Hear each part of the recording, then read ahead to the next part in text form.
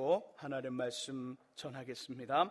하나님 아버지 감사합니다. 우리 시온 찬양대의 고백처럼 우리 생명이 다하고 또 우리가 주 앞에 서는 그날까지 또 우리 신앙의 연수가 한 해 한 해를 더해지며 우리 인생의 날이 한 해 한 해 더 갈 때마다 주님을 더욱 사랑하고 주님만을 더욱 의지하는 우리 인생 되게 하여 주옵소서. 이 시간에 말씀을 듣고자 합니다. 성령님 우리에게 말씀의 귀한 은혜를 베풀어 주시고 말씀의 충만한 삶을 살아가도록 우리를 붙잡아 주옵소서. 예수 그리스도의 이름으로 기도합니다. 아멘. 이 아침에도 하나님의 귀한 은혜와 은총이 우리 안에 가득하시기를 예수님의 이름으로 축원합니다. 이 마음으로요, 앞뒤 옆에 계신 분들과 함께 가장 밝은 웃음으로 참 잘 오셨습니다, 큰 은혜 받으시기 바랍니다라고 인사하겠습니다. 참 잘 오셨습니다, 큰 은혜 받으시기 바랍니다. 참 잘 오셨습니다, 큰 은혜 받으시기 바랍니다. 이제 서로를 보시고요, 이쪽은 저쪽을 저쪽은 이쪽을 손을 들며 인사하겠습니다. 참 잘 오셨습니다, 큰 은혜 받으시기 바랍니다. 참 잘 오셨습니다, 큰 은혜 받으시기 바랍니다. 우리는 지금 믿음과 땡땡이라는 주제로 말씀을 나누고 있습니다. 지난 주일까지는 믿음과 하나님이라는 이야기를 나눴고요. 오늘부터는 믿음과 능력 행함이라는 주제입니다. 믿음과 능력 행함. 함께 읽은 본문은요, 예수께서 물고기 2마리와 떡 5개로 남자만 5,000명을 먹이신 후 배를 타고 게네사렛 땅에 도착했을 때 일어난 사건을 기록하고 있습니다. 본문은요, 다른 곳과는 다릅니다. 다른 곳과는 다르게 내용을 기록하는 절수가 매우 짧아요. 3절밖에 되지 않습니다. 많지 않아요. 뚜렷하게 등장하는 인물도 없습니다. 사람의 이름도 없고요, 어떤 사람이 있는지 대중을 이야기하지만 뚜렷하게 누구를 지칭하는 그 사람의 이름도 없습니다. 하지만 저와 여러분들에게 시사하고 있는, 또 말씀하여 주고 있는 의미는 굉장히 크지요. 이 의미를 함께 나누면서요, 은혜 받기를 소망합니다. 본문이 말씀하신 의미 첫 번째는 이것이지요. 능력 행함에 있어 능력의 주인이 누구인지를 밝혀줍니다. 누가 능력의 주인인가? 35절과 36절의 말씀을 같이 한번 읽어보죠. 35절과 36절의 말씀 같이 읽습니다. 그곳 사람들이 예수이신 줄을 알고 그 근방에 두루 통제하여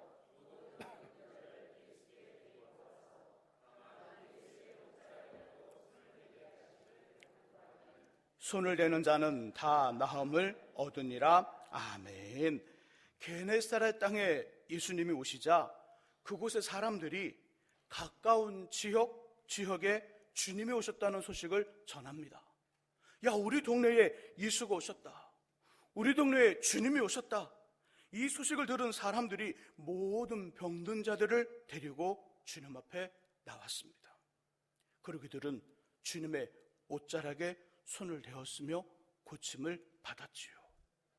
주님의 옷에 손을 대어 병이 낫는 사건, 오늘 본문의 이야기만이 아니라 다른 곳에서도 발견되어집니다. 그것을 한번 찾아보죠. 본문을 표시해 두시고요, 마가복음 5장을 찾아보겠습니다. 마가복음 5장 신약 59쪽에 있습니다. 마가복음 5장 신약 59쪽에 있습니다.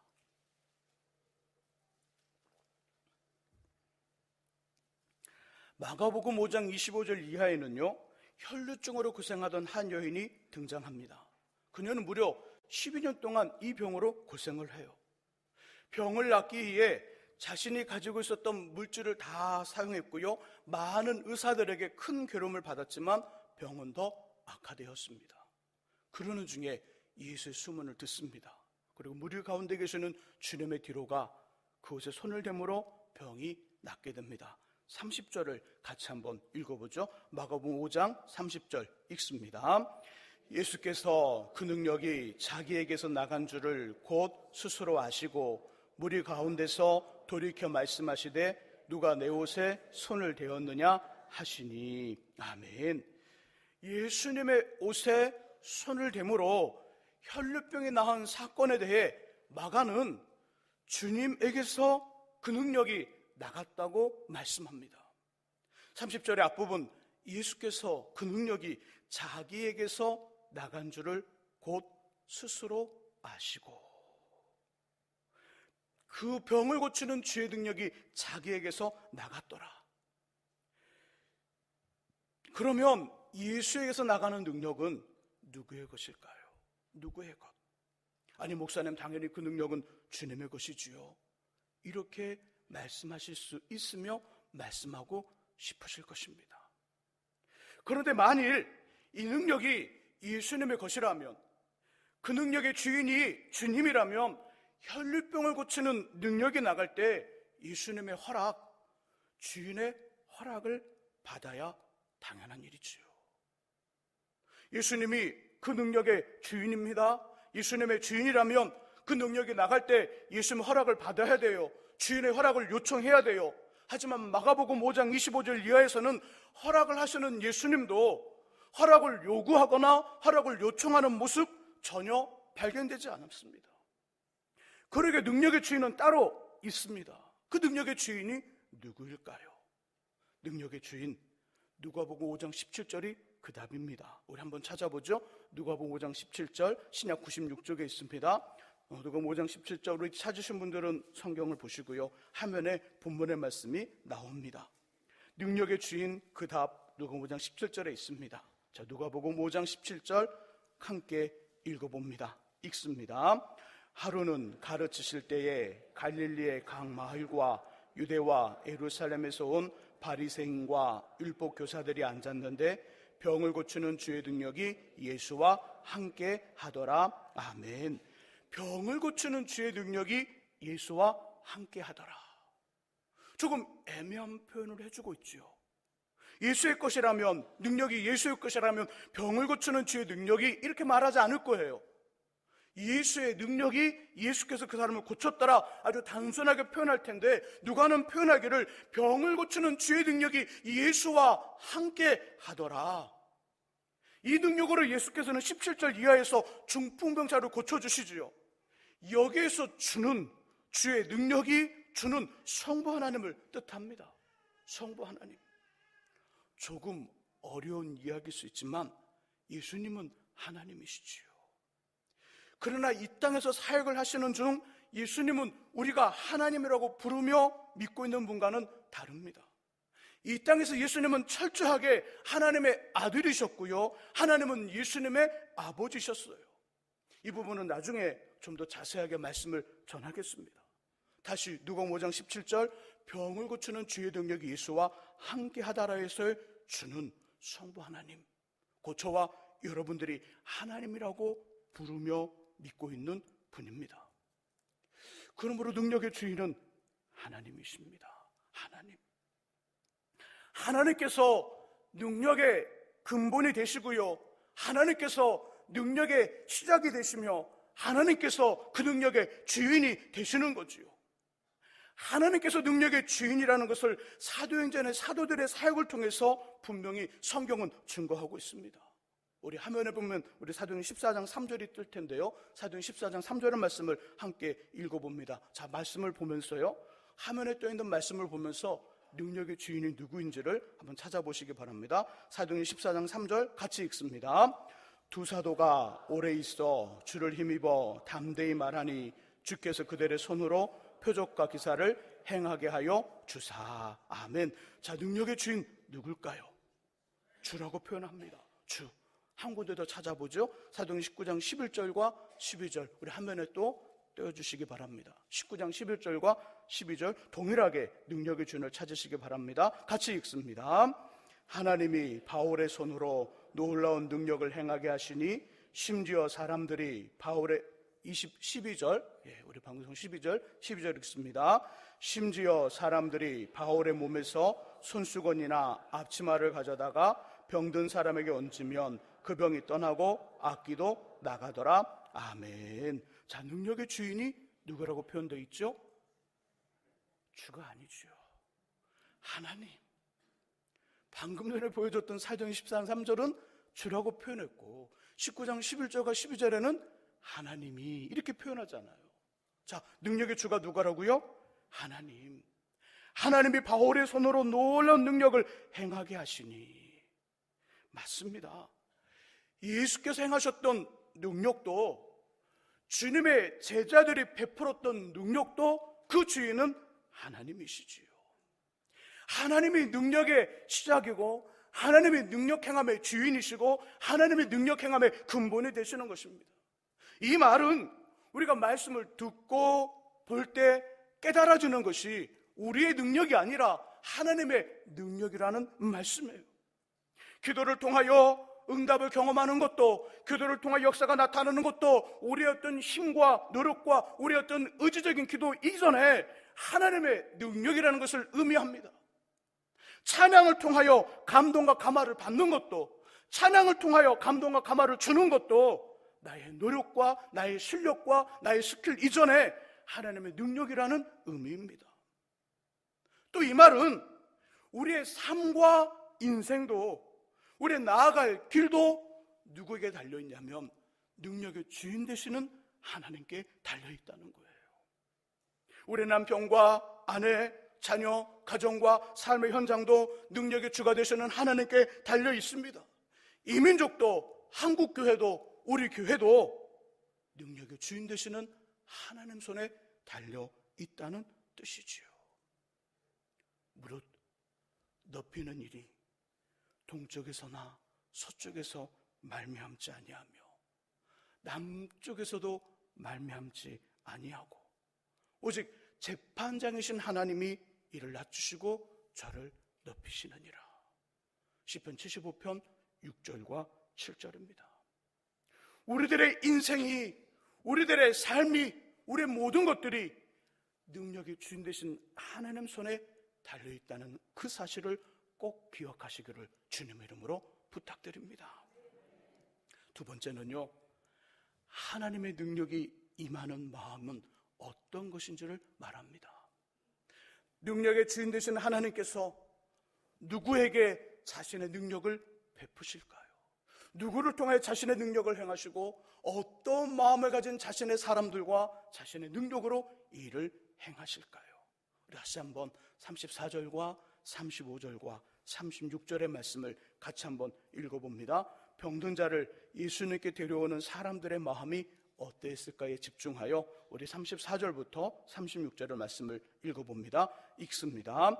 그들이 건너가 게네사렛 땅에 이르니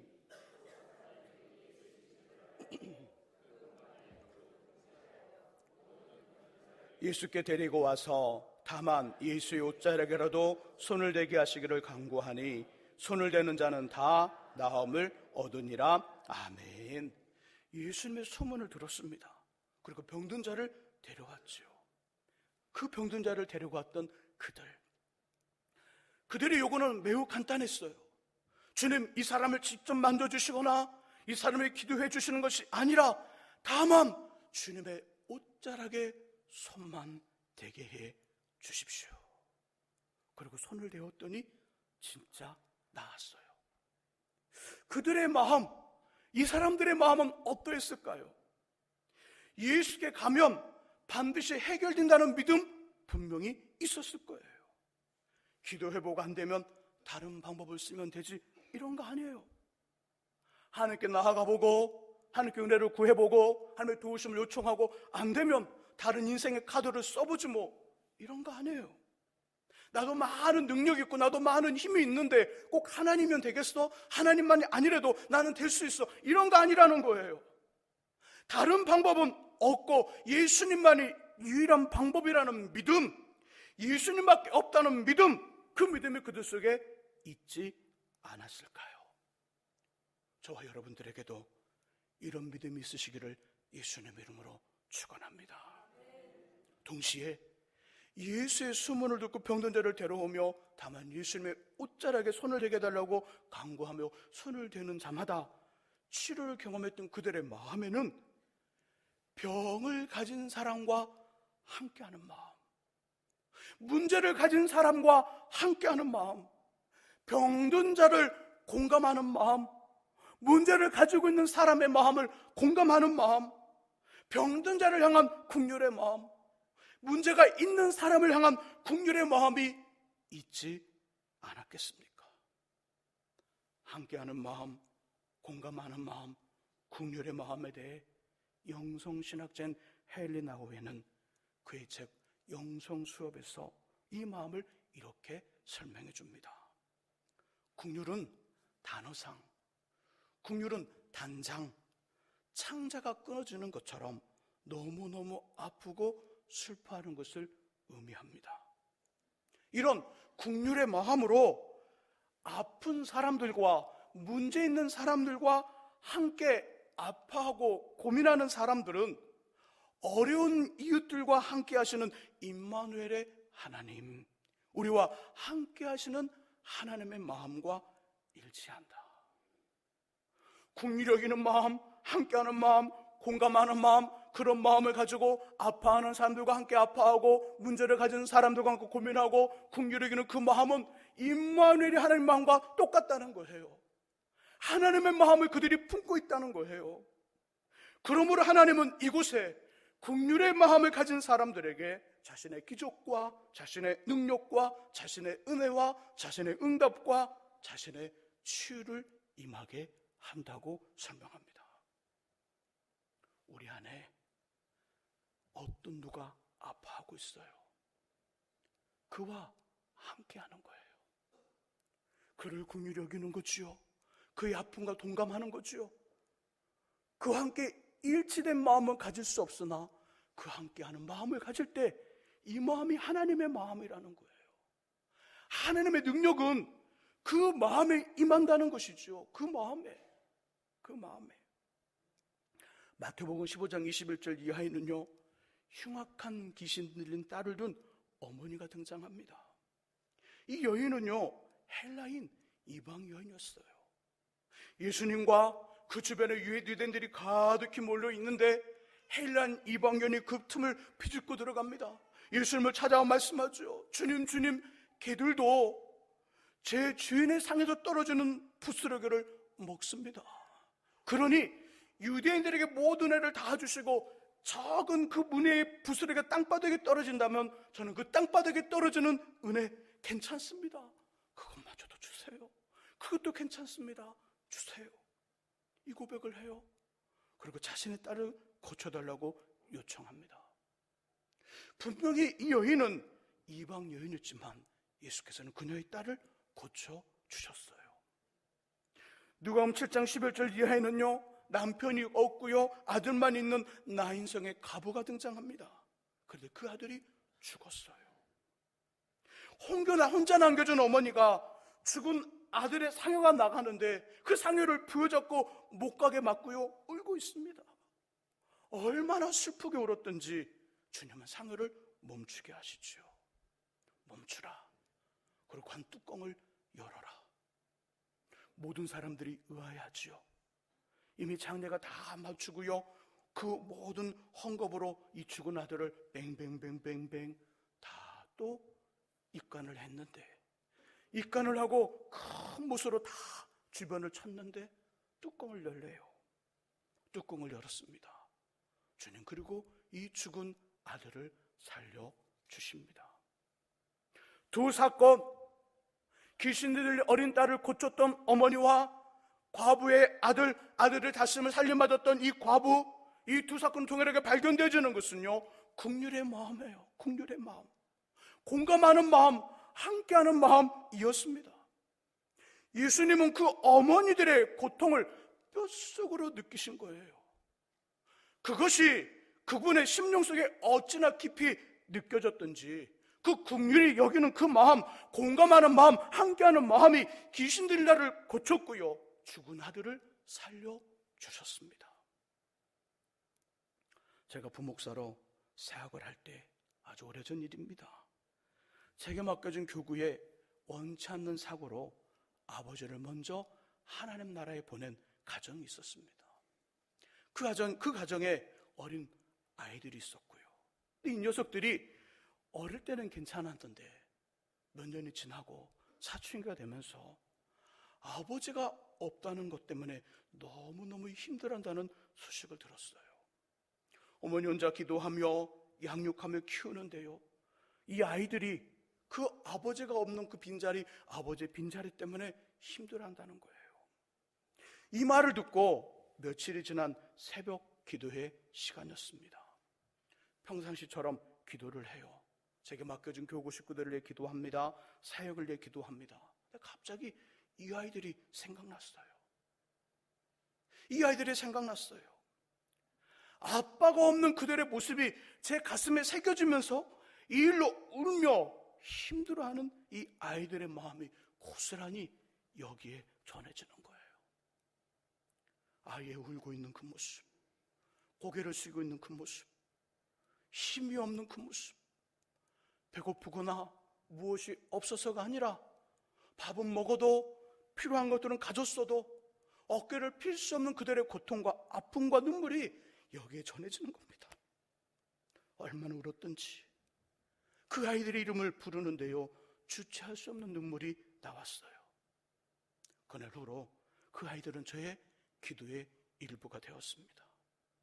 지금은 연락이 안 되지만요, 분명히 하나님은 이 아이들의 인생을 인도하시며 책임져 주실 것입니다. 그 시간에 깨달았어요. 그때 알았어요. 아, 이것이 굶주리의 마음이구나. 아, 이것이 공감하는 마음이구나. 아, 이것이 함께하는 마음이구나. 이 마음으로 기도할 때 하나님의 능력이 우리의 기도 속에 임하는 것이지요. 기도하는 사람이 있습니다. 기도하는 사람이 있는데, 여기에 기도하는 사람이 있는데 난 여기서 기도합니다. 기도할 때 나는 이 사람과 별개야. 이 사람과 좀 떨어진, 나는 구별되고 특별한 사람이야. 그러니까 이 사람을 위해 기도하는 거야. 이런 마음으로 기도하면요, 기도의 능력은 꽝 전혀 일어나지 않습니다. 기도의 은혜, 기도의 감동 없어요. 아무리 큰 소리로, 아무리 부르짖어도, 아무리 방언 들어오는 시간을 기도해도, 몇 시간, 몇 날, 며칠 금식하며 기도해도 나는 이 기도 속에 있는 이 사람과 나는 별개야, 나는 별도야, 나는 뭔가 특별해, 이런 마음으로 기도하면 전혀 하나님의 능력이 이 속에 없다는 거예요. 그러나 기도의 시간, 기도의 방법, 기도의 다른 것과는 전혀 다르게 기도 속에 있는 이 사람과 이 사람의 문제와 아픔과 함께 아파하고 함께 고통하며 함께 공감하며 긍휼히 여기는 마음으로 기도하면, 그것이 유창한 기도가 아니라 짧은 시간에 하나님 그 사람을 도와주세요, 짧은 시간에 기도를 드려도, 방언의 기도를 드리지 않아도 여기에 능력이 나타나요. 왜요? 공감하는 마음이잖아요. 함께하는 마음이잖아요. 긍휼히 여기는 마음이잖아요. 말씀 전함도 똑같아요. 신방을 해도요, 말씀을 준비하고 신방을 해도요, 그 신방을 받는 가정의 가족들과 그들의 어떤 문제와 아픔과 고민 속에 제 마음이 그 속에 들어가지 않으면 아무리 말씀을 잘 전해도, 저는 잘했다 혼자 생각할지 몰라도 말씀을 받는 가정의 어떤 누구도 감동을 경험할 수 없어요. 왜요? 공감하지 않으니까. 찬양을 해도 마찬가지입니다. 어떤 일을 해도 마찬가지입니다. 교회에서 봉사할 때도 마찬가지입니다. 우리 아이들의 자녀를 양육할 때도 마찬가지입니다. 가정에서도 마찬가지입니다. 남편이 아내의 마음을 공감해주지 않고, 아내가 남편의 마음을 공감해주지 않고, 부모가 아이들의 마음을 공감해주지 않는다면, 성도가 성도의 마음을 공감해주지 않는다면 여기에는 아무런 능력이 나타나지 않아요. 거창한 말씀수시, 그럴싸한 이야기, 그럴싸한 표정과 옷매시 아무 소용없어요. 아무 소용없습니다. 이건 자기 만족이에요. 자기 스스로 거울을 보면서 만족해하는 자기 만족이지, 우리를 통해 주의 능력이 나타나고, 우리를 통해 주님의 감동이 나타나고, 우리를 통해 주님의 은혜가 나타나 저 사람이 변화되고 은혜 받고 하나님 앞에 머물게 하는 그 능력은 그런 모습으로 나오는 것이 아니라 공감할 때 가능하다는 거예요. 함께하며 긍휼히 여길 때 가능하다는 거예요. 긍휼히 여길 때. 환자가 왔어요. 문제가 있는 사람이 왔어요. 우리가 병원에 가도요, 어느 누구를 만나서 이야기를 해도요, 의사 선생님이나 상담가가 난 지금 힘들어 말을 하고 있는데, 아파서 왔는데 의사 선생님이나 상담가가 내 말을 들으면서 전혀 공감해 주지 않아요. 난 괜찮아. 어디가 아파? 난 괜찮아. 무슨 문제야? 이러면요, 말을 하도요, 서로 딱 벽이 맞춰요. 벽에 딱 부딪혀서 공감대가 형성이 안 돼요. 나오는 환자, 문제를 가진 사람 상담하고 마치고 맞춰 나오면서 진료를 마치고 나오면서 무슨 말을 할까요? 다시는 내가 여기 오나 보자. 저것이 상담가야? 그런 욕을 하고 나와요. 왜요? 공감대가 형성이 안 됐으니까. 그러나 아픈 사람이 오고 문제를 가진 사람이 와서 상담하고 병을 치료받을 때 같은 마음으로 공감하며 아파하는 환자의 마음, 문제를 가진 그 어려운 그 사람의 마음과 함께 공감하면 거기에 공감대가 형성이 돼요. 공감되는 서로 마음이 이루어지고 교제가 이루어지고 그 속에 하나님의 능력이 들어가는 거예요. 하나님의 능력과 그 하나님의 역사로 특별한 인생과 특별한 삶이 되는 것이지요. 전 하나님께 매번 기도해요. 하나님, 제게 매 순간마다 매 일마다 공감하는 마음, 함께하는 마음, 긍휼의 마음을 주옵소서. 머리로만 하지 않게 하시고 입으로만 하지 않게 하시고 공감하는 심령으로 긍휼히 여기는 마음으로 기도하고 말씀 전하고 예배 인도하고 신방하고 그렇게 할 수 있도록 도와주십시오. 기도합니다. 예배 드리신 여러분들에게도 동일한 마음 주시기를 주님의 이름으로 소망합니다. 내가 가진 문제와 아픔 때문에 눈물을 흘리면서 하나님의 도우심을 요청해요. 나의 남편과 아내, 자녀들을 생각하면서 그들이 가지고 있는 문제와 아픔을 동일하게 느끼며 함께 울고 함께 아파하며 기도하시기를 간절히 바랍니다. 나의 일은 아니지만 우리의 이웃들, 구역 식구들, 믿음의 지체와 우리에게 맡겨진 학생들, 그들이 가지고 있는 문제와 아픔, 기도 제목 때문에 함께 아파하고 함께 울며 그 마음으로 하나님의 능력을 구하시기를 예수님의 이름으로 부탁드립니다.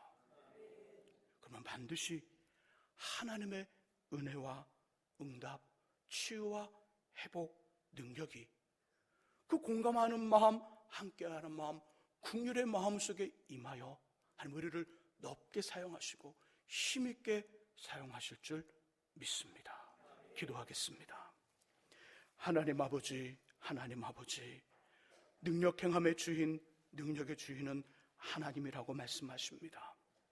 하나님은 그 능력을, 자신의 능력을 누구를 통하여 사용하냐면 긍휼히 여기는 마음, 함께하는 마음, 공감의 마음을 가진 사람들에게 그 능력을 부으시며 그 능력으로 일을 행하신다 하셨사오니 우리들 모든 일과 모든 삶에 긍휼의 마음, 함께하는 마음, 공감의 마음을 심어 주옵소서. 우리 사랑하는 가족들과 사랑하는 남편과 아내와 자녀들, 그리고 사랑하는 또 믿음의 식구들과 믿음의 교우들과 믿음의 권속들과 또 우리에게 맡겨진 귀한 사역을 감당할 때마다 그 마음으로 일들을 행하게 하시고 그 마음으로 사람을 대하게 하시고 그 마음으로 하나님을 기쁘시게 하는 우리 되도록, 하나님의 귀한 도구가 되도록 우리를 인도해 주옵소서. 예수 그리스도의 이름으로 기도합니다.